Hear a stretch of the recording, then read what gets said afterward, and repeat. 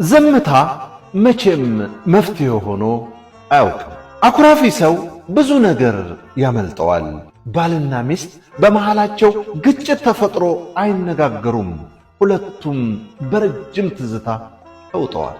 መጀመሪያ ማውራት ሽንፈት መስሎ ስለታያቸው ሳይነጋገሩ መተኛ ሰዓታቸው ደረሰ። ድንገት ግን ባል የሆነ ነገር ትዝ አለው።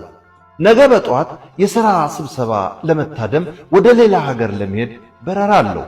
ሁሌ ደግሞ ወደ ሥራ ሲሄድ እንቅልፋም በመሆኑ የምትቀሰቅሰው ሚስቱ ናት።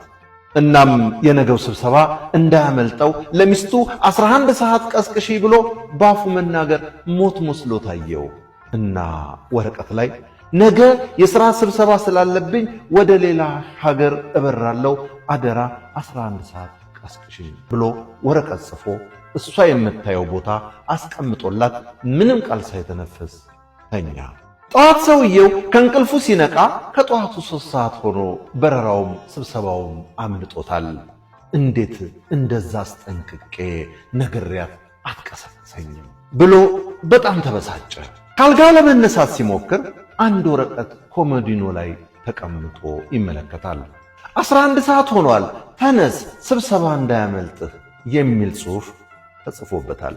ዝምታ ደግሞ መቼም መፍትሄ ሆኖ አያውቅም። በጋብቻ ውስጥ ግጭት የሚጠበቅ ነው። ነገር ግን መፍትሄው ዝምታ ሳይሆን በግልጽ መነጋገር ነው። ተነጋገሩ። ምትኩ ሳሙኤል እንዳዘጋጀው፣ በለጠ ሸቴ ዘሀገረ ኢትዮጵያ እንዳቀረበው